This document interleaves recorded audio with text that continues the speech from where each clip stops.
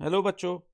आज हम स्टार्ट करेंगे क्लास 10 सीबीएसई मैथमेटिक्स स्टैंडर्ड का question paper of year 2022-23 set 1। इसके सेक्शन ए से हम स्टार्ट कर रहे हैं बच्चा। सेक्शन ए हमारा मल्टीपल चॉइस क्वेश्चन का सेक्शन है। तो पहले हम फर्स्ट क्वेश्चन पे को देखते हैं बच्चा। इसमें लिखा था graph of y is equal to p of x is given. हमें ग्राफ दिया है एक पॉलिनोमियल p ऑफ x का, y is equal to p of x का। p ऑफ x का मतलब है कि जो वैल्यू ऑफ पॉलिनोमियल है p है ना, is depend on the value of x की, x की वैल्यू पे डिपेंड कर रही है। Okay, for the polynomial p of x the number of zeros of p of x from the graph is. अभी जैसे कि मैंने बताया, जो पॉलिनोमियल की वैल्यू है किस पे डिपेंड कर रही है, x की वैल्यू पे। अगर हमने निकालना है कि नंबर ऑफ जीरोस बताओ, यानी कि इस पॉलिनोमियल के कितने जीरोस हैं, तो हम कैसे बताएंगे? हम ये देखेंगे कि ये एक्स एक्सिस को, जो इसका ग्राफ है, एक्स एक्सिस को कितने पॉइंट पे कट कर रहा है। It is cutting x axis at only one point, एक पॉइंट पे कट कर रहा है, तो इसके नंबर ऑफ जीरोस क्या होंगे, 1 होगा। अगर मान लो ये 2 पॉइंट पे कट करता तो नंबर ऑफ जीरो 2 हो जाते, और अगर मान लो बिल्कुल कट ना करे तो नंबर ऑफ जीरो 0 ही होंगे कि कोई जीरो नहीं है। लेकिन अभी ये एक पॉइंट पे कट कर रहा है, तो number of zero of this polynomial is 1। सो हमारा आंसर आएगा ऑप्शन बी। अब हमारे सामने क्वेश्चन नंबर 2 है। इसमें हमें कहा है the value of k find करो for which the pair of equation kx is equal to y plus 2 and 6x is equal to 2y plus 3 has infinitely many solution. हमें वैल्यू ऑफ k फाइंड करनी है जिससे इन दो given equations के, यानी कि pair of linear equations हैं, दो इक्वेशंस हैं, इनके इनफाइनाइटली मैनी सोल्यूशन हो। ठीक है, ओके। तो बच्चा इसमें k की डिफरेंट वैल्यूज दी है, लेकिन इसमें एक वैल्यू बच्चा में ये भी दी है b डज नॉट एग्जिस्ट, यानी कि k की वैल्यू एग्जिस्ट ही नहीं करेगी। तो इसका मतलब है कि जो कंडीशन है ना इनफाइनाइटली मैनी सोल्यूशन की, अगर वो एप्लीकेबल ना हो तभी k की वैल्यू एग्जिस्ट नहीं करेगी। तो इसमें हमें k की वैल्यू निकालने से पहले ये भी चेक करना होगा कि वेदर जो कंडीशन है इस क्वेश्चन में एप्लीकेबल है या नहीं। तो वो कैसे करेंगे, ध्यान से समझना बच्चा। सबसे पहले क्या करोगे आप, जो हमें इक्वेशंस गिवन है ना, उनको जनरल फॉर्म में लिखोगे। तो जैसे के एक्स पहले लिखेंगे, उसके बाद वाई वाली टर्म आती है बच्चा। अब वाई जो है आरएचएस में है, इसको हम एलएचएस में शिफ्ट करेंगे तो यहाँ माइनस वाई हो जाएगा, इज इक्वल टू 2। तो ये स्टैंडर्ड फॉर्म में आ गई, इसे हम इक्वेशन 1 मान लेते हैं। अब इसी तरह से सेकेंड इक्वेशन को भी बच्चा स्टैंडर्ड फॉर्म में ले लो, 6x और प्लस 2y एलएचएस में आके माइनस 2y हो जाएगा, और आरएचएस में हमारे पास 3 रह जाएगा। तो ये इक्वेशन 2 हो गई। अब for infinitely many solution condition क्या होती है? वो होती है बच्चा a1 upon a2 equal to b1 upon b2 equal to c1 upon c2। इसमें a1 a2 x के कोफिशिएंट होते हैं इक्वेशन 1 एंड 2 रिस्पेक्टिवली, और b1 अपॉन b2 y के कोफिशिएंट होते हैं इक्वेशन 1 और 2 में, और c1 c2 बच्चा इक्वेशन 1 और इक्वेशन 2 की कांस्टेंट टर्म होती है रिस्पेक्टिवली। तो अब ध्यान से समझना बच्चा, कैसे हमें पता चलेगा कि इनफाइनाइटली मैनी सोल्यूशन एग्जिस्ट करते हैं या नहीं करते, या फिर और अगर करते हैं तो k की वैल्यू क्या है, या फिर k की वैल्यू एग्जिस्ट करेगी या नहीं करेगी। तो पहले हम इसमें वैल्यू सब्स्टिट्यूट करके देखते हैं। तो a1 अपॉन a2 में बच्चा क्या आएगा, देखो a1 k है और a2 6 है, तो k अपॉन 6। और b1 अपॉन b2 में b1 y का कोफिशिएंट होता है इक्वेशन 1 में। अब इक्वेशन 1 में y के आगे कोई नंबर नहीं दिख रहा तो हम 1 मान लेते हैं, तो यहाँ पर -1 आ जाएगा। ओके बच्चा, और b2 कितना है, -2, -1 अपॉन -2 हो गया। अब c1 upon c2 constant term दोनों इक्वेशन की, तो ये 2 अपॉन 3 हो जाएगा। ये माइनस माइनस कट गया, 1 अपॉन 2। अब बच्चा ध्यान से ऑब्जर्व करो, इसमें b1 अपॉन b2 क्या c1 अपॉन c2 के इक्वल आ रहा है? नहीं आ रहा। तो बच्चा इसमें तो इनफाइनाइटली मैनी सोल्यूशन की कंडीशन ही सेटिस्फाई नहीं हो रही, तो k की वैल्यू कहाँ एग्जिस्ट करेगी? तो k की वैल्यू भी एग्जिस्ट नहीं करेगी अगर इन ये कंडीशन सेटिस्फाई ना हो। ये कंडीशन तभी सेटिस्फाई होती है जब a1 upon a2 equal to b1 upon b2 equal to c1 upon c2 आता। लेकिन इधर तो b1 upon b2 not equal to c1 upon c2 आ रहा है। मान लो हम k की वैल्यू रख भी ले और वो मान लो इसके 1 अपॉन 2 के इक्वल आ भी जाए, जैसे कि अगर मान लो मैं ऑप्शन ए वाली रख के देखता हूँ, k की जगह 3 रख के देखता हूँ, 3 अपॉन 6 क्या होगा, 1 अपॉन 2। तो a1 upon a2 equal to b1 upon b2 हो तो जाएगा, लेकिन क्या वो c1 अपॉन c2 के इक्वल आ रहा है? नहीं आ रहा। तो इसका मतलब जो इनफाइनाइटली मैनी सोल्यूशन इसमें एप्लीकेबल ही नहीं है। जब एप्लीकेबल नहीं है तो हम k की वैल्यू निकाल नहीं सकते इनफाइनाइटली मैनी सोल्यूशन के केस में। हाँ, अगर ये नो सोल्यूशन होता तब हम निकाल सकते थे, क्योंकि नो सोल्यूशन में क्या होता है, a1 upon a2 equal to b1 upon b2 but not equal to c1 upon c2 होता है। लेकिन अभी हम नहीं निकाल सकते, तो हम कहेंगे value of k does not exist. तो ऑप्शन बी हमारा आंसर रहेगा। अब हमारे सामने क्वेश्चन नंबर 3 है। इसमें हमें कहा है p-1 p+1 and 2p+3 are in AP, then find the value of p। देखो बच्चा, हमें ये 3 टर्म्स ऑफ एपी दी है, इसे हम A1 कंसीडर करेंगे फर्स्ट टर्म को, A2 सेकंड टर्म और A3 थर्ड टर्म, और हमें ये कहा है ये तीनों टर्म्स एपी में है। अगर मान लो ये 3 टर्म्स एपी में है ना, तो इनका जो डिफरेंस होगा कंसेक्यूटिव टर्म के बीच में, लाइक अगर हम A3 माइनस A2 करें, वो किसके इक्वल होगा? A2 माइनस A1 के। जब भी कोई टर्म एपी में होती है बच्चा, तो कॉन्जेक्यूटिव टर्म के बीच में जो डिफरेंस होता है ना, सेम रहता है, यानी कि A3 माइनस A2 किसके इक्वल होगा? A2 माइनस A1 के। तो हम इसी फॉर्मूला को यूज करके P की वैल्यू फाइंड करेंगे। अब देखो बच्चा, A3 किया 2P प्लस 3, तो A3 की जगह आप 2P प्लस 3 रख दो, माइनस A2 कितना है? P प्लस 1, तो ब्रैकेट में लिख दिया P plus 1 is equal to A2, again P plus 1 आएगा इधर, माइनस A1 कितना है? P minus 1 in bracket. अब ब्रैकेट ओपन करेंगे, 2P प्लस 3। अब बच्चा ये ब्रैकेट ओपन करें, क्योंकि ब्रैकेट के बाद माइनस का साइन है, तो अंदर के साइन चेंज हो जाएंगे। देखो, माइनस P हो जाएगा इधर, और माइनस प्लस माइनस 1 हो जाएगा, is equal to, first bracket as it is open कर दो, P प्लस 1। अब सेकेंड ब्रैकेट में माइनस P और माइनस माइनस प्लस 1 होगा। अब देखो बच्चा, plus P minus P cut हो गया। अब इसमें ध्यान दो, 2P माइनस P क्या होगा? 1P, क्योंकि इधर P के आगे कुछ नहीं है तो 1 है, 2 माइनस 1 1 होता है, तो 1P को हम P ही लिखते हैं बच्चा। ओके, और बच्चा ये जब प्लस 3 और माइनस 1 प्लस 2 हो जाएगा, तो यहाँ P प्लस 2 हो गया, इज इक्वल टू 1 प्लस 1, इधर 2 हो गया। अब P की वैल्यू क्या होगी? प्लस 2 LHS से RHS में जाने पे माइनस 2 हो जाएगा, तो P इज इक्वल टू 0 आ जाएगा। अब हम करेंगे क्वेश्चन नंबर 4। इसमें हमसे पूछा इन व्हाट रेशियो, हमें रेशियो निकालना है। डज एक्स एक्सिस डिवाइड, जिस रेशियो में एक्स एक्सिस डिवाइड करेगी किसको? लाइन सेगमेंट को, joining the point A3,6 and B -12, -3। तो पहले हम एक लाइन सेगमेंट ड्रॉ कर लेते हैं बच्चा। वो लाइन सेगमेंट दो पॉइंट को ज्वाइन कर रही है, एक पॉइंट A है 3,6 और पॉइंट B है बच्चा हमारे पास -12, -3। अब इधर ये कह रहा है कि जो एक्स एक्सिस है ना, इस लाइन को डिवाइड कर रही है। तो मान लो एक्स एक्सिस इस पॉइंट पे लाइन को डिवाइड कर रही है। अब एक्स एक्सिस पे कोई भी पॉइंट जो होता है ना बच्चा, किस फॉर्म में होता है? x,0 की फॉर्म में, x,0 की फॉर्म में होता है। तो जो पॉइंट P होगा ना, उसको हम x,0 रखेंगे, क्योंकि जब भी पॉइंट ऑन एक्स एक्सिस होगा तो उसमें y0 रहेगा। ओके, और अगर मान लो पॉइंट ऑन y एक्सिस हो, एक्स एक्सिस की बजाय क्वेश्चन में y एक्सिस दिया होता, तो हम 0,y लेते। ओके, तो अभी हम क्या लेंगे? x,0। और क्योंकि बच्चा ये क्वेश्चन रेशियो पे डिपेंड है और ये क्या डिवाइड हो रही है लाइन सेगमेंट, तो इसमें हम कौन सा फॉर्मूला यूज करेंगे? We will use section formula. और सेक्शन फॉर्मूला क्या होता है बच्चा? P mx2 plus nx1 upon में m plus n comma my2 plus ny1 upon में m प्लस n, और ये किसके इक्वल है? P x,0 के। इसमें बच्चा जो m और n है ना, ये रेशियो है जिसमें जो पॉइंट P है लाइन सेगमेंट AB को डिवाइड कर रहा है, तो ये m रेशियो n हमें फाइंड करना है। इसमें x1 x2 और y1 y2 क्या रहेगा? जो A के कोऑर्डिनेट्स है x1 y1 होते हैं, और जो B के कोऑर्डिनेट होते हैं बच्चा, वो x2 y2 होते हैं। ओके, तो ध्यान से समझना। अब हम वैल्यूज डालते हैं इसमें, क्योंकि m रेशियो n हमें निकालना है, तो m को m ही रखेंगे हम। और x2 क्या है बच्चा? -12, तो इधर -12 आ जाएगा, प्लस n हमें फाइंड करना है, और x1 कितना है? 3, n मल्टीप्लाई बाय 3 अपॉन में m plus n comma my2, m को m रखो, y2 कितना है बच्चा? -3। ओके, प्लस ny1 n को n रखेंगे, और y1 क्या है? 6 है, अपॉन में m plus n is equal to P x,0।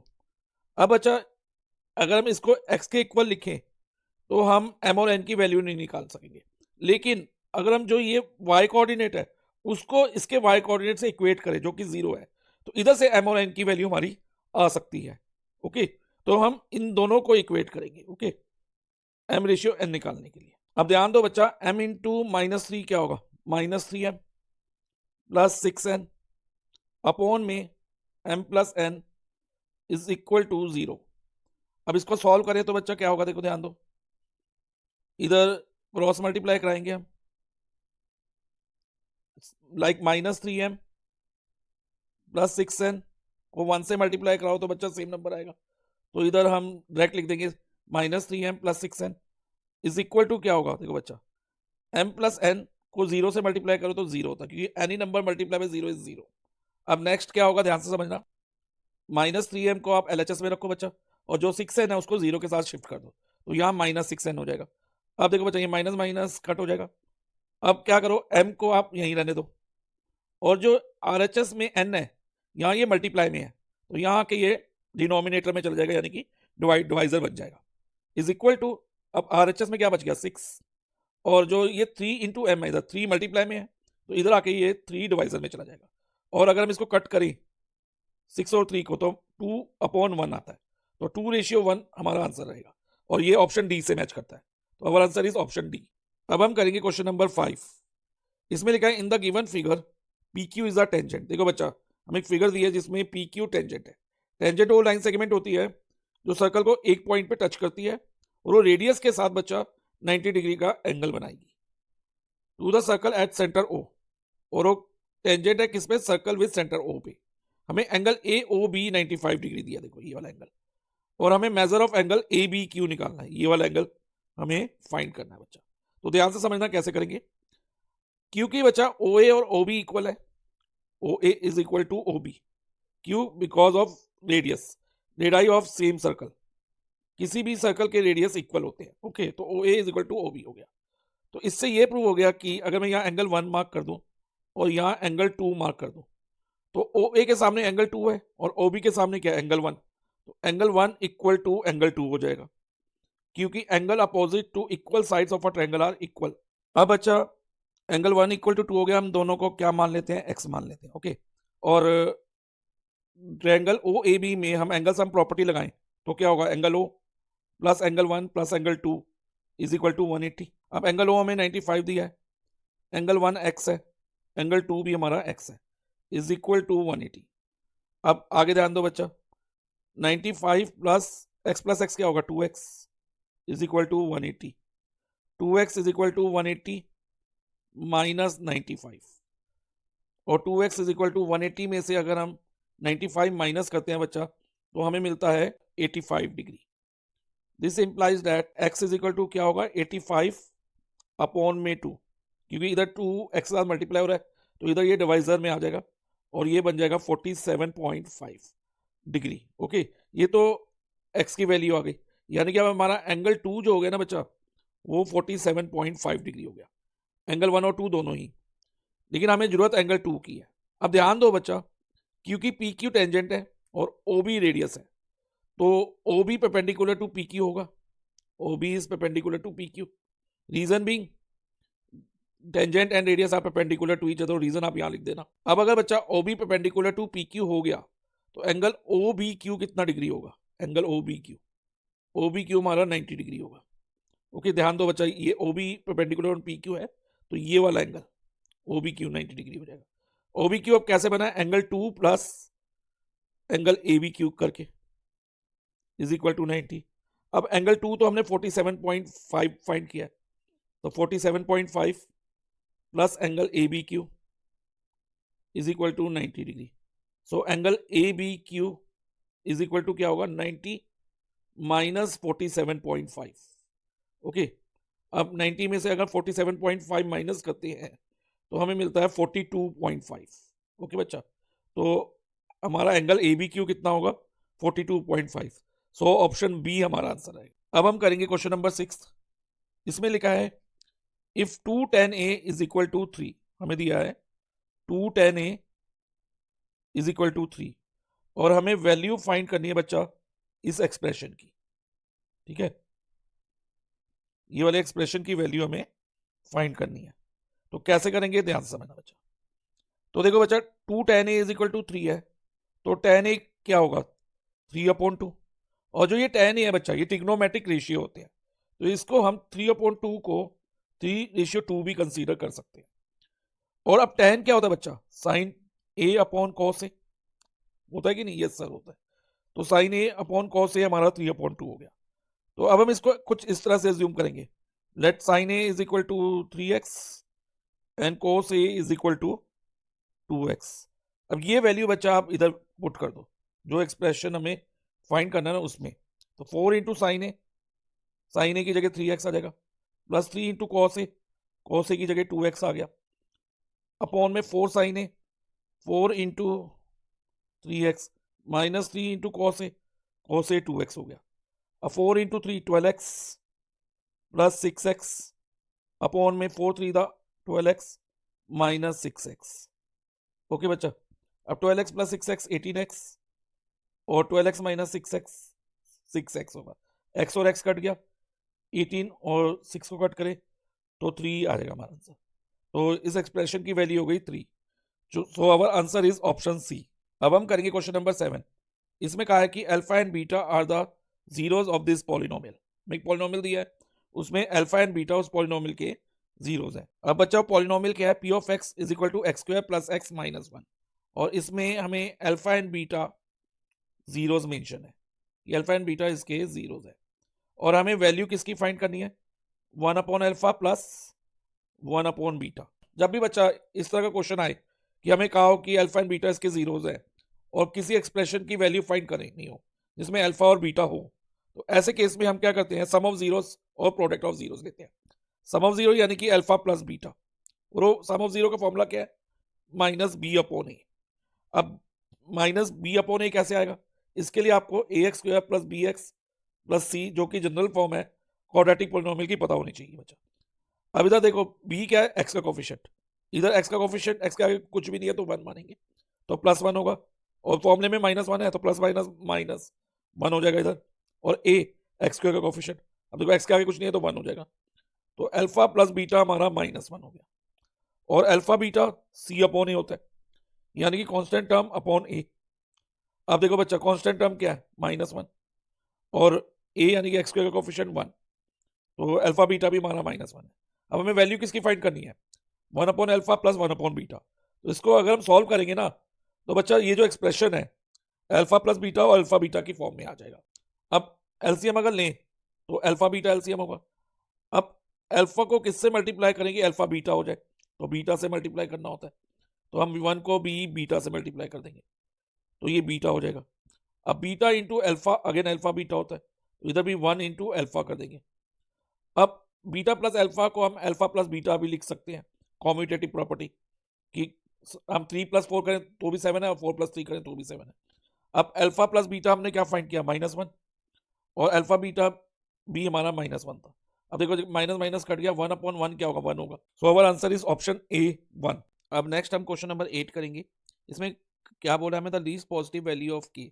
हमने positive value of k find करनी है, for which quadratic equation 2x स्क्वायर plus kx minus 4 is equal to 0 has rational roots. इधर देखो बच्चा क्या लिखा है, क्वाड्रेटिक इक्वेशन के रैशनल रूट्स होते हैं, और जो आपने क्वाड्रेटिक इक्वेशन के चैप्टर में जो रूट्स के बारे में पढ़ा है ना बच्चा, उसमें क्या होता है, अगर मान लो कोई भी quadratic equation a x square plus b x plus c is equal to 0 की फॉर्म में हो, यानी अपनी जनरल फॉर्म में हो, तो हम डिस्क्रिमिनेंट फाइंड करते हैं, और डिस्क्रिमिनेंट की वैल्यू क्या होती है, बी स्क्वायर माइनस 4ac। ठीक है, और नो रियल रूट्स, यानी कि कोई रूट्स होते ही नहीं, एग्जिस्ट ही नहीं करते, उस केस में डी जो होता है लेस देन 0 होता है। और for real and equal roots, real और इक्वल रूट होने के लिए, रियल यानी कि रियल रूट में रैशनल रूट और इरेशनल रूट दोनों आते हैं, और दोनों रूट की जो वैल्यू है सेम होती है, तो उस केस में डी इक्वल टू 0 होना चाहिए। डी इक्वल टू 0 होगा तो रियल एंड इक्वल रूट होंगे, और अगर D greater than equal to 0 है तो real and distinct, distinct means अलग अलग रूट होंगे। लेकिन बच्चा इसमें रैशनल के बारे में तो कुछ नहीं लिखा, तो जो रैशनल ना बच्चा रियल नंबर के अंदर ही छुपा हुआ है। रियल नंबर का मतलब क्या होता है, रियल नंबर होते हैं rational number combined with irrational number. Rational number और इरेशनल नंबर को कंबाइन करके रियल नंबर मिलते हैं, यानी कि जब हम रियल रूट्स बोल रहे हैं ना, तो उसमें रैशनल रूट भी आ रहे हैं और इरेशनल रूट भी आ रहे हैं, लेकिन इस क्वेश्चन में ओनली हमें रैशनल रूट्स लेने हैं। तो इसके लिए कंडीशन क्या रहेगी, एक तो D greater than equal to 0 होना चाहिए, क्योंकि रियल रूट्स में देखो ग्रेटर देन इक्वल टू 0 है, हो गया। और लेकिन रैशनल होने के लिए डी की जो कंडीशन है ना, D should be a perfect square, इसका मैं बताऊंगा ऐसा क्यों है, इज अ परफेक्ट स्क्वायर, ये होना चाहिए, ये कंडीशन भी सेटिस्फाई होनी चाहिए, तभी जो हमारे रूट है वो रैशनल आएंगे। ऐसा क्यों है बच्चा, देखो जब हम डी निकालने के बाद एक्स की वैल्यू निकालते हैं तो हम एक फॉर्मूला यूज करते हैं, minus b plus minus root D upon 2a वाला, उसमें अगर डी इरेशनल हो, मान लो रूट 2 हो, यानी कि नॉन परफेक्ट स्क्वायर आ जाए, डी नॉन परफेक्ट स्क्वायर आ जाए, तो रूट 2 क्या होगा, इरेशनल हो जाएगा। 3 नॉन परफेक्ट स्क्वायर हो गया तो रूट 3 इरेशनल हो जाएगा। तो डी की जगह अगर रूट 3 या रूट 2 या रूट 7 हो तो जो एक्स की वैल्यू है वो इरेशनल हो जाएगी, यानी कि जो हमारे रूट्स है, एक्स की वैल्यू को तो रूट्स कहते हैं, तो वो क्या हो जाएगी, इरेशनल हो जाएगी।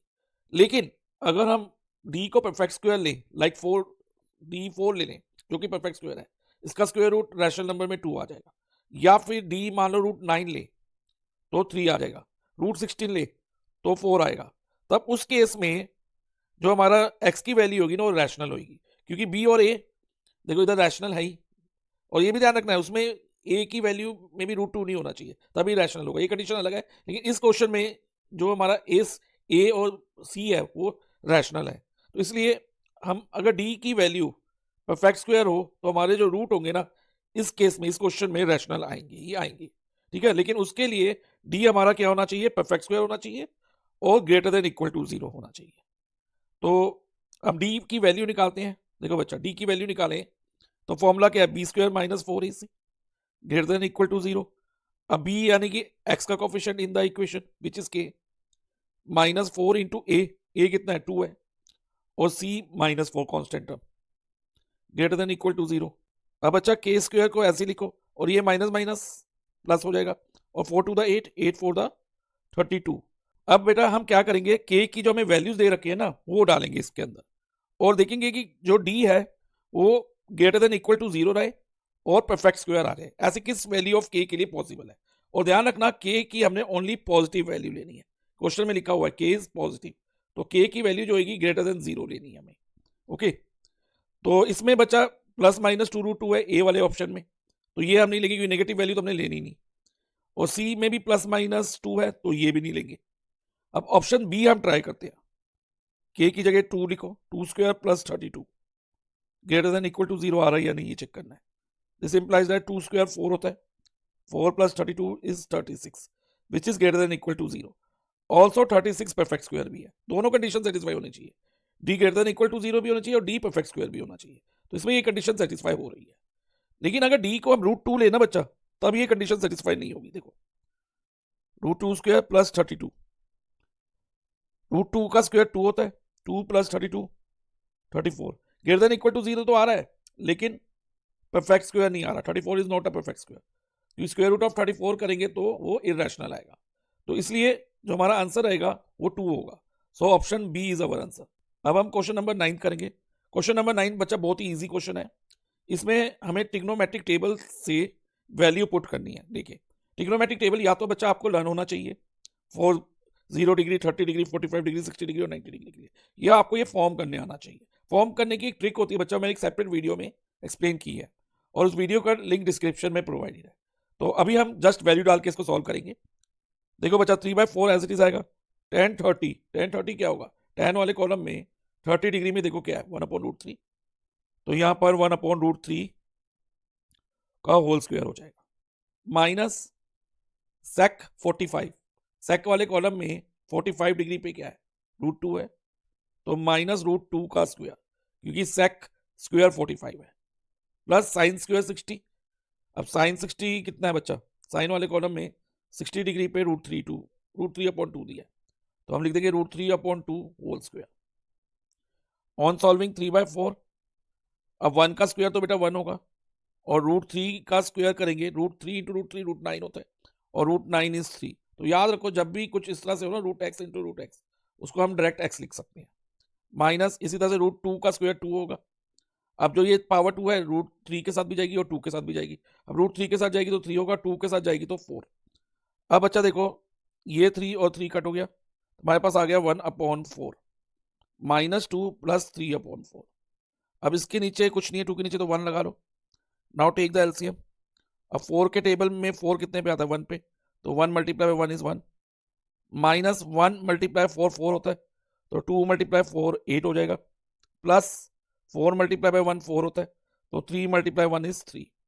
अब 1 माइनस 8 करें, plus minus minus 8 minus 1 is 7, minus 7 plus 3 upon में 4। अब again minus plus minus, 7 minus 3 is 4, sign greater का माइनस का आएगा, 7 ग्रेटर है 3 से, अपॉन में 4, अब ये कट होके -1 आ जाएगा, तो यानी कि इस एक्सप्रेशन की वैल्यू हमारी इक्वल टू -1 आई। सो ऑप्शन ए हमारा आंसर रहेगा। अब हम क्वेश्चन नंबर 10 करेंगे। इसमें हमें बोला curve surface area of cylinder of height 5 centimetre is 94.2 square centimetre. हमें CSA ऑफ सिलेंडर दिया हुआ है 94.2 स्क्वायर सेंटीमीटर और उसकी हाइट हमें 5 सेंटीमीटर मेंशन है, और हमें फाइंड क्या करना है बच्चा, रेडियस ऑफ द सिलेंडर। और ध्यान रखना पाई की वैल्यू 3.14 कंसीडर करेंगे। अब देखो बच्चा, फॉर्मूला क्या है CSA ऑफ सिलेंडर का, 2 पाई RH इज इक्वल टू 94.2। अब 2 इंटू पाई, पाई अभी मैंने बताया 3.14 लेना है, रेडियस R हमें फाइंड करना है तो R को R लिख देंगे, हाइट कितनी है 5 इज इक्वल टू 94.2। अब 2 इंटू 5 10 होता है, तो 10 multiply by 3.14 into R is equal to 94.2। अब देखो बच्चा, ये 10 को अगर 3.14 से मल्टीप्लाई करें तो डेसिमल एक प्लेस राइट की तरफ शिफ्ट हो जाएगा, तो ये हो जाएगा 31.4 multiply by R is equal to 94.2। Okay, अब R की वैल्यू क्या होगी बच्चा, 94.2 अपॉन 31.4, और अगर डेसिमल रिमूव करना चाहें तो हम न्यूमरेटर एंड डिनोमिनेटर को 10 से मल्टीप्लाई कर देंगे, तो ये हो जाएगा 942 अपॉन 314। और अगर इसको बच्चा हम 942 को 314 से डिवाइड करते हैं ना तो हमारा आंसर 3 होता है, तो 314 इंटू 3 942 होगा। सो हमारा रेडियस कोन का जो आया है वो क्या आया, 3 centimetre. So option B is our answer. अब नेक्स्ट बच्चा क्वेश्चन नंबर 11 करेंगे। इसमें कहा the distribution below gives marks obtain by 80 student on a test. एक टेस्ट हुआ है, उसमें बच्चा 80 स्टूडेंट्स के मार्क्स हमें दिए हैं, ये डाटा में हमें 80 स्टूडेंट के मार्क्स दिए हैं, और हमें फाइंड करना है model class of the distribution, जो डिस्ट्रीब्यूशन दी है उसकी मॉडल क्लास। अब ध्यान से देखो बच्चा, जो मार्क्स है वो किस तरह से दी है, less than 10 3, less than 20 12, less than 30 27, इस तरह लेस देन करके दिए हुए हैं। तो जब भी लेस देन करके दी हो या मोर देन टाइप हो तो उसे हम क्यूमुलेटिव फ्रीक्वेंसी कंसीडर करते हैं, और क्यूमुलेटिव फ्रीक्वेंसी से पहले हमें नॉर्मल फ्रीक्वेंसी में कन्वर्ट करना होता है, यानी कि ग्रुप फ्रीक्वेंसी टेबल में। अब ग्रुप यानी कि क्लास इंटरवल बनाएंगे। अब वो कैसे बनेंगे क्लास इंटरवल, देखो बच्चा, लेस देन 10 दिया है तो 10 से तो कम होगा, कोई नंबर होगा, लेकिन वो कितना कम होगा ये डिपेंड करेगा इनके बीच में कितने का डिफरेंस है। 10 के बाद 20 20 30 40 सब में 10 का डिफरेंस है, तो फर्स्ट क्लास इंटरवल बनेगा 0 to 10, 10 का डिफरेंस रहा ना। तो second class interval 10 to 20, third class interval 20 to 30, then 30 to 40, then 40 to 50, then 50 to 60। अब देखो बच्चे, इसको नॉर्मल फ्रीक्वेंसी में कन्वर्ट करना है। लेस देन 10 में 3 है, तो 0 to 10 में कितने रहेंगे, सेम रहेगी फ्रीक्वेंसी और क्यूमुलेटिव फ्रीक्वेंसी बिल्कुल सेम लिख देंगे। क्यों, क्योंकि देखो 10 से लेस में 0 to 10 ही तो आया, लेस देन 10 का मतलब क्या है, 0 to 10, उसके बीच में 3 है। अब 10 to 20 में कितनी आएगी, तो उसके लिए क्या करना होगा, जो नेक्स्ट फ्रीक्वेंसी में से प्रीवियस वाली फ्रीक्वेंसी माइनस करनी होगी, यानी कि 12 में से हम 3 माइनस करेंगे, 12 माइनस 3 इज 9, तो इधर 9 आ जाएगा। ऐसा क्यों किया बच्चा हमने, क्योंकि जो 3 नंबर था ना वो 0 to 10 में इंक्लूड हो गया था, और लेस देन 20 में 3 प्लस 9 12 था, लेस देन 20 में 12 था, इस 12 में ये 3 भी इंक्लूडेड था। क्यूमुलेटिव फ्रीक्वेंसी में हम ऐड ऑन करते जाते हैं, तो जब ऐड ऑन करते हैं तो 3 प्लस 9 12 ऐसे लिखा था हमने, तो इसमें जो 12 में ये 3 भी इंक्लूडेड था। जब हमने 3 माइनस कर दिया तो हमें 10 to 20 के बीच वाली वैल्यू मिल गई 9। आगे भी हम ऐसे ही करेंगे, नेक्स्ट फ्रीक्वेंसी से प्रीवियस फ्रीक्वेंसी माइनस करते जाएंगे। लाइक अब 27 में से 12 माइनस कर दो, क्या आया, 15। ओके बच्चा, अब 57 में से 27 माइनस करो, 57 minus 27 it's come to be 30, तो 30 to 40 में 30 रह जाएंगे। अब 75 में से प्रीवियस फ्रीक्वेंसी क्या, 57, ये सब्ट्रैक्ट करेंगे तो ये 18 आएगा बच्चा इधर, तो 40 to 50 के बीच में 18 है। अब 80 में से 75 माइनस करेंगे, 80 माइनस 75 इज 5, तो 50 to 60 में हमारे 5 आ गए। तो अब ये नॉर्मल फ्रीक्वेंसी डिस्ट्रीब्यूशन मिल गई हमें। अब मॉडल क्लास हम इजीली निकाल सकते हैं। तो मॉडल क्लास क्या होती है बच्चा, class corresponding to highest frequency, जो हाईएस्ट फ्रीक्वेंसी के कोरस्पॉन्डिंग क्लास होगी उसे मॉडल क्लास कहेंगे। अब इसमें हाईएस्ट फ्रीक्वेंसी क्या है बच्चा, 30 है, तो इसके कोरस्पॉन्डिंग कौन सी क्लास इंटरवल है, 30 to 40। So modal class is 30 to 40। अब next question number 12। Question number 12 में हमें curve surface area of cone find करना है, जिसकी हाइट 24 सेंटीमीटर है और रेडियस 7 सेंटीमीटर है। ये बहुत ही सिंपल क्वेश्चन है बच्चा, डायरेक्ट क्वेश्चन है। तो इसमें CSC का फॉर्मूला लगाएंगे कौन का, पाई आर एल। इसमें जो अच्छा एल होता है ना, it is a slant height. जो हमें हाइट क्वेश्चन में गिवन है 24 सेंटीमीटर, वो वर्टिकल हाइट होती है, ये वर्टिकल हाइट, और ये एल फॉर स्लांट हाइट होती है ये वाली, और ये 7 सेंटीमीटर रेडियस दिया हुआ है। अब स्लांट हाइट कैलकुलेट करने का एक फॉर्मूला होता है बच्चा, l square is equal to r square plus h square. इस फॉर्मूला से हम स्लांट हाइट कैलकुलेट कर सकते हैं। तो l square is equal to r square 7 square, और हाइट वर्टिकल हाइट यानी कि वो 24 स्क्वायर हो जाएगी। तो l square is equal to 49 plus 576, l square is equal to 625, इन दोनों को प्लस करेंगे तो l is slant height is square root of 625। और इधर हम पॉजिटिव स्क्वायर रूट लेंगे, क्योंकि जनरली हम प्लस माइनस लेते हैं रूट के साथ जब भी रूट लेते हैं, लेकिन इधर हम पॉजिटिव लेंगे क्योंकि इसमें जो स्लांट हाइट है वो कभी नेगेटिव नहीं होती, पॉजिटिव होती है। तो स्लांट हाइट हमारा स्क्वायर रूट ऑफ 625 होगा, विच विल बी 25, क्योंकि 25 मल्टीप्लाई 25 इज 625। तो स्लांट हाइट हमारी 25 आ गई। अब सब्स्टिट्यूट करो वैल्यू, पाई की जगह 22/7, रेडियस हमें 7 दिया है, और स्लांट हाइट हमने अभी फाइंड करी 25, 7 और 7 कट गया। अब 22 इंटू 25 करेंगे तो बच्चा हमारे पास आएगा 550 square centimetre. So option C is our answer. अब नेक्स्ट हम क्वेश्चन नंबर 13 करेंगे। इसमें हमें क्या है, the distance between the point 0,2√5 and -2√5,0 is. हमें दो पॉइंट दिए हैं, उन्हें उन्हें हमने ए और बी से नेम कर दिया है। ए के कोऑर्डिनेट है 0,2√5 और बी के कोऑर्डिनेट्स है -2√5,0, और हमें इन दोनों पॉइंट्स के बीच में डिस्टेंस फाइंड करना है। तो डिस्टेंस के लिए हम क्या यूज करते हैं, डिस्टेंस फॉर्मूला, और वो डिस्टेंस फॉर्मूला होता है x1 minus x2 whole square. तो x2 माइनस x1 लिखो, या x1 माइनस x2 लिखो, एक ही बात होगी बच्चा। और y1 minus y2 whole square होता है। ऐसा क्यों है बच्चा, एक बात है, क्योंकि अगर मैं 4 माइनस 3 का स्क्वायर करता हूँ तो 1 स्क्वायर होता है, 1 आता है। लेकिन अगर 3 माइनस 4 का स्क्वायर रूट करूँ तो, स्क्वायर करूँ तो 3 माइनस 4 माइनस 1 स्क्वायर, और माइनस 1 का स्क्वायर भी क्या होगा, -1 इंटू -1 +1 आ जाएगा।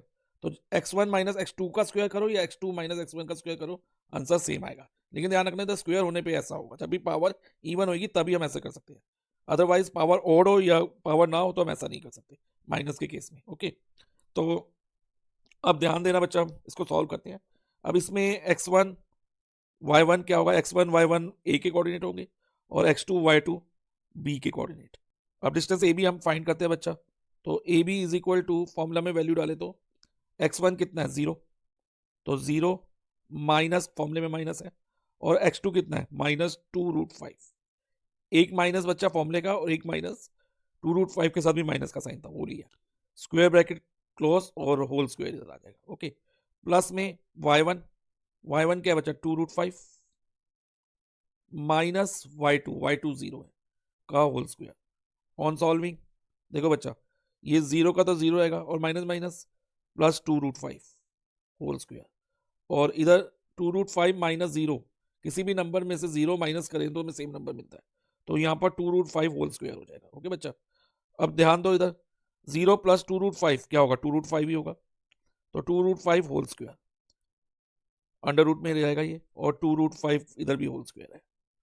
अब बच्चा 2 का स्क्वायर 4 होता है, और √5 का स्क्वायर की √5 इंटू √5 25, √25, और √25 अगर हम फाइंड करें तो 5 आएगा, square root of 25 is 5। Same here 2 का स्क्वायर 4 और √5 का स्क्वायर 5, 4 5 द 20, इधर भी 4 5 द 20, तो 20 प्लस 20 40। अब हम 40 को अगर फैक्टराइज करके स्क्वायर रूट निकालने की कोशिश करें तो क्या आता है, देखो बच्चा 2 10,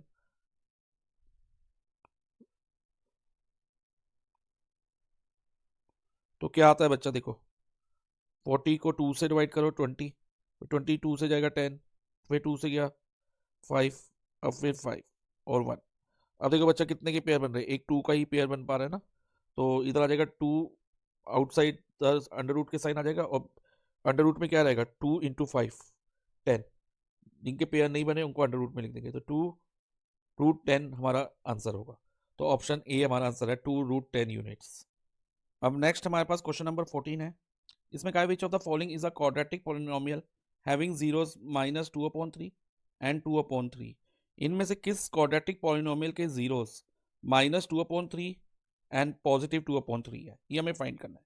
तो हम क्या करेंगे, 1 बाय 1 ईच पॉलिनोमियल के जीरोस फाइंड करके देखते हैं, और किस में ये जीरोस आते हैं -2/3 और 2/3 हम चेक करेंगे, और वही ऑप्शन हमारा आंसर होगा। तो पहले हम ऑप्शन ए को चेक करते हैं बच्चा।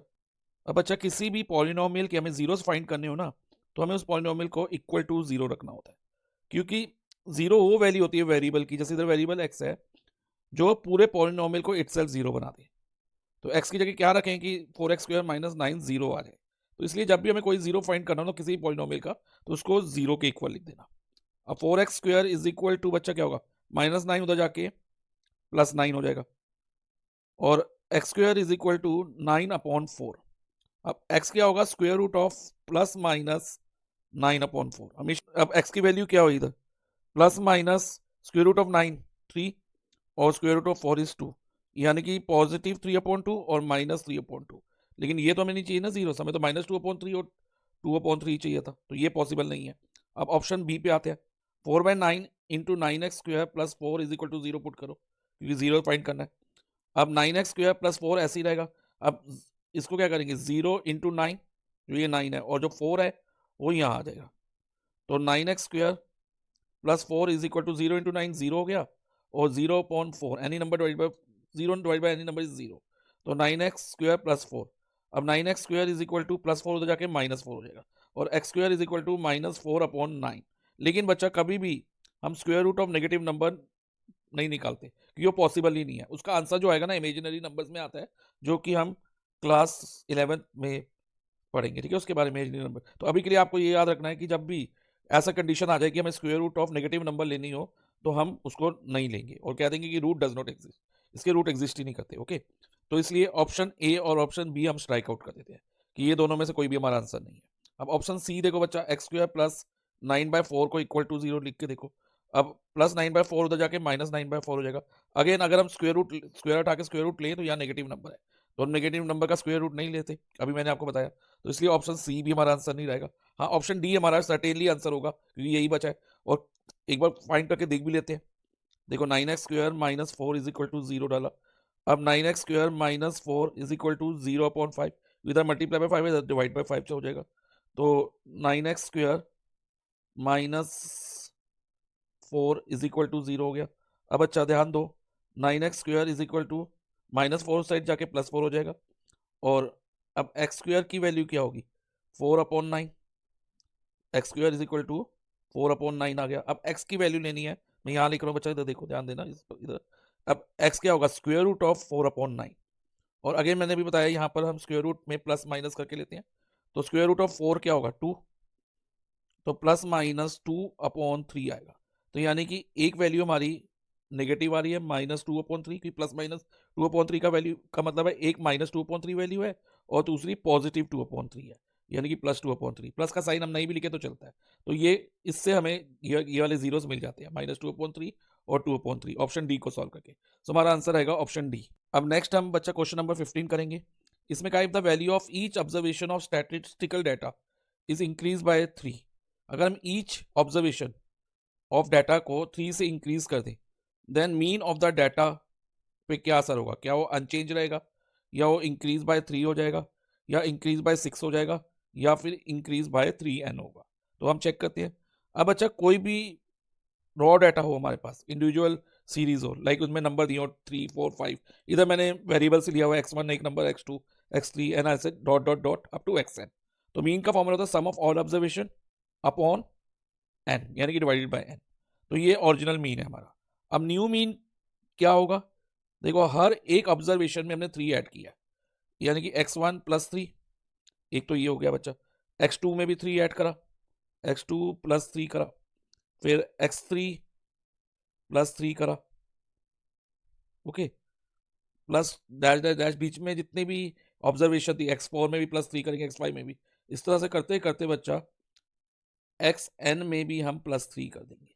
ठीक है, ऐसा करने पे क्या नंबर ऑफ ऑब्जर्वेशन पे कोई असर पड़ा, नहीं, नंबर ऑफ ऑब्जर्वेशन तो उतनी रहेगी, n की n रहेगी। हमने बस हर ऑब्जर्वेशन में 3 3 ऐड किया, तो इसलिए n को हम n लिखेंगे। अब अच्छा ध्यान दो, ये जो +3 है, यहाँ +3 +3 3 + 3 6 6 + 3 9, अगर हम ऐसे करें आगे तक 3 3 3 प्लस करते जाए, बहुत टाइम लगेगा n टाइम्स। तो इसके लिए हम क्या कर सकते हैं, सपोज मैं एक सिंपल लेता हूँ।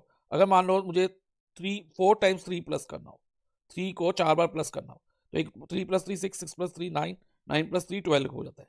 और दूसरा तरीका इसका ये है कि हम 3 × 4 कर दें, क्योंकि मल्टीप्लिकेशन जो होती है ना रिपीटेड एडिशन होती है। अगर हम किसी नंबर को रिपीटेडली ऐड कर रहे हैं ना, जितने टाइम भी हम ऐड कर रहे हैं उतने से हम उस नंबर को मल्टीप्लाई कर सकते हैं। जैसे 3 को अगर 4 टाइम ऐड कर रहे हैं तो हम 3 इंटू 4 12 लिख सकते हैं डायरेक्ट। इसी तरह से आप इधर 3 कितनी बार ऐड होगा, n टाइम्स, तो इसमें हम 3n ऐड कर रहे हैं, यानी कि 3n बढ़ रहा है। तो जो 3 plus 3 plus 3 plus n times 3 add करेंगे तो 3n मिलेगा हमें।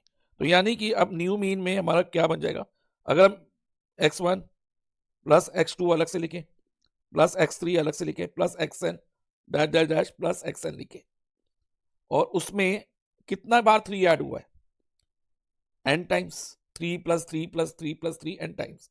तो जैसे कि मैंने बताया, तो अब इसको हम क्या कर सकते हैं, कि n टाइम्स हम 3 को ऐड कर रहे हैं तो हम इसको 3 इंटू n लिख सकते हैं, अपॉन में n आ जाएगा इधर।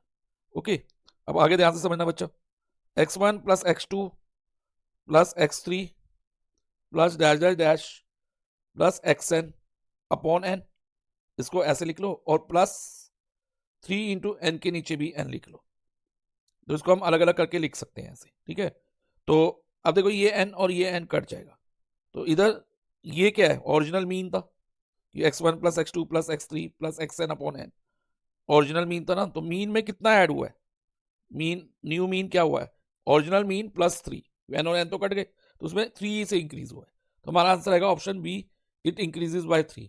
तो जब भी ऐसा क्वेश्चन आए ना कि ईच ऑब्जर्वेशन 3 से इंक्रीज हो रही है, तो मीन भी आपका याद रख लेना उतने ही अमाउंट से इंक्रीज होगा, उतने ही नंबर से इंक्रीज होगा। तो उसको आपको अलग से फाइंड करने की, वर्किंग दिखाने की जरूरत नहीं है एमसीक्यू के केस में। लेकिन अगर सेम क्वेश्चन 2 या 3 मार्क्स में आता है बच्चा, तब आपको ये पूरा शो करना होगा एज इट इज। और अगर मान लो इधर डिक्रीजेस बाय 3 होता, तो क्या करते, तो हम मीन को 3 से डिक्रीज कर देते, तो उस केस में मीन डिक्रीज बाय 3 हो जाता। अब नेक्स्ट हम क्वेश्चन नंबर 16 करेंगे बच्चा। इसमें हमें कहा है probability of happening of an event is donated by P. कोई इवेंट होने की प्रोबेबिलिटी, यानी कि प्रोबेबिलिटी ऑफ एनी इवेंट, वो क्या दिया है, स्मॉल पी।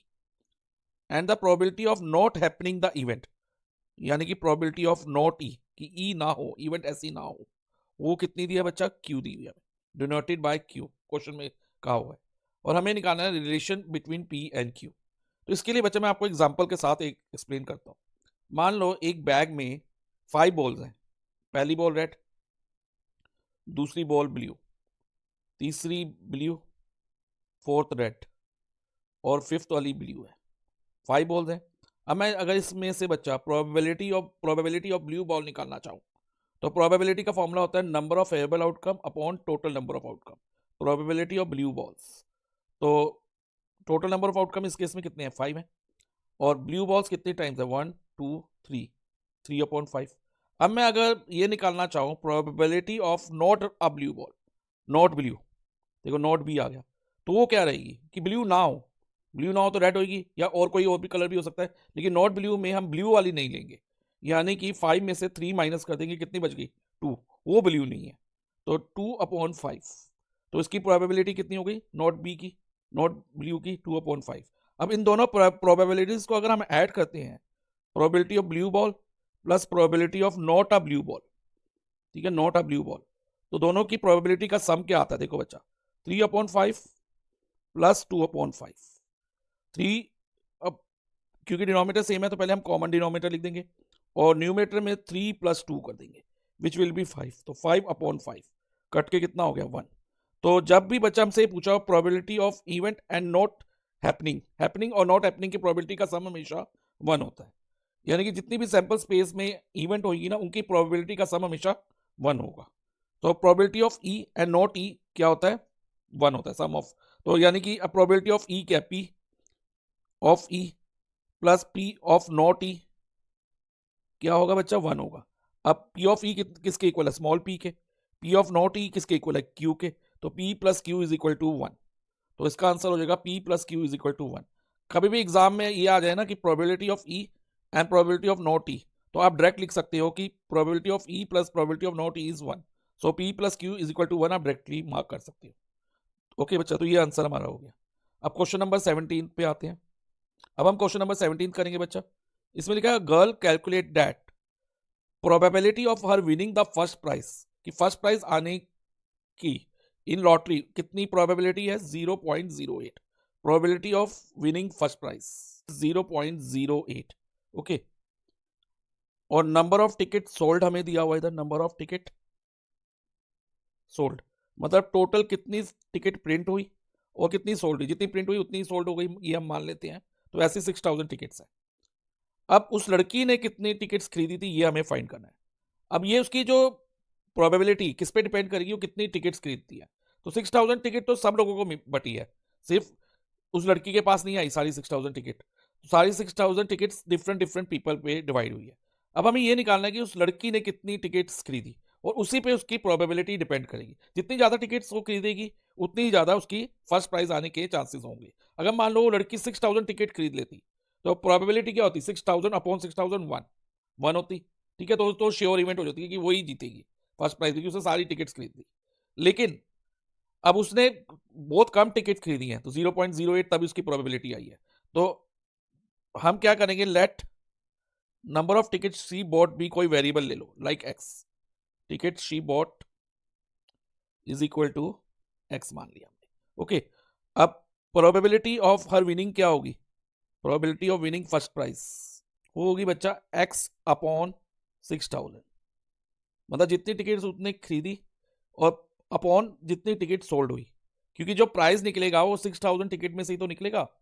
और हमारी फेवरेबल आउटकम कितनी होगी, जितनी टिकट उस लड़की ने खरीदी। और वो अब विनिंग की प्रोबेबिलिटी क्या दी हुई है, 0.08। तो यहाँ पर 0.08 लिख देंगे। अब जो एक्स की वैल्यू होगी बच्चा वो होगी 0.08 मल्टीप्लाई बाय 6000। ओके, अब डेसिमल हटा लो, 8 अपॉन 100 हो जाएगा ये, इंटू 6000। अब 2 जीरो से 0 कट गए, 2 जीरो ये कट गए तो 0 और 8 6 द 48। तो 480 टिकट शी परचेज्ड। सो हमारा आंसर रहेगा ऑप्शन सी। नेक्स्ट हम क्वेश्चन नंबर 18 देखो, ये भी प्रोबेबिलिटी का ही क्वेश्चन है। इसमें लिखा है इन अ ग्रुप ऑफ 20 पीपल, यानी कि टोटल नंबर ऑफ आउटकम कितने हैं इधर 20, total number of outcomes is equal to 20। उसमें से 5 कांट स्विम, 5 स्विम नहीं कर सकते। तो number of people who can not swim, people can't swim, वो कितने हैं बच्चा 5। अब आगे लिखा है 1 person is selected at random. अब 20 पीपल में से एक पर्सन को रैंडमली सिलेक्ट किया और हमने क्या फाइंड करना है, then the probability that he और शी कैन स्विम। इधर हमें कांट स्विम दिया हुआ नंबर और हमें प्रोबेबिलिटी किसकी निकालनी है कि वो जो स्विम कर सकते हैं, कैन स्विम की। देखो बच्चा, तो इस अब हमारा फेवरेबल आउटकम क्या रहेगा, number of people who can swim. तो पहले हम ये निकालेंगे, number of people who can swim, जो स्विम कर सकते हैं, यानी कैन स्विम का नंबर निकालेंगे। और वो क्या होगा, 20 में से 5 स्विम नहीं कर सकते तो कितने कर सकते हैं, बाकी बचे हुए। तो कितने बच गए, 20 में से 5 माइनस करो, 15। 15 पीपल कांट स्विम। अब हम प्रोबेबिलिटी इजीली निकाल सकते हैं। अब हमारा नंबर ऑफ फेवरेबल आउटकम क्या है 15। ओके, और इधर लिखेंगे 15 और टोटल नंबर ऑफ आउटकम 20। तो 15 अपॉन 20 और दोनों 5 से डिविजिबल है, 15 भी और 20 भी। 15 को 5 से करेंगे 3 और 20 को 5 से करेंगे 4, तो 3 अपॉन 4। तो प्रोबेबिलिटी ऑफ इवेंट क्या है हमारी 3/4। सो option A is our answer. अब हमारे सामने क्वेश्चन नंबर 19 है। क्वेश्चन नंबर 19 एक असर्जन रीजन बेस्ड क्वेश्चन है। इसमें हमें असर्जन में कहा है कि पॉइंट पी 0,2। पहले मैं आपको इसको फिगर के साथ एक्सप्लेन करूंगा, लेकिन आपको बच्चा ये सब फिगर वगैरह ड्रॉ करने की जरूरत नहीं होगी, ये जस्ट एक्सप्लेनेशन के लिए है। आप एग्जाम में डायरेक्ट आंसर कर पाओगे, बस एक बार इससे समझना आपके लिए जरूरी है फिगर से। तो इसमें लिखा है पॉइंट पी 0,2। देखो पॉइंट पी 0,2 कहाँ आएगा, यानी कि एक्स पे 0 वाई पे 2 इधर आएगा। ठीक है, is the point of intersection of Y axis के इंटरसेक्शन किसके साथ, with the line 3x + 2y = 4।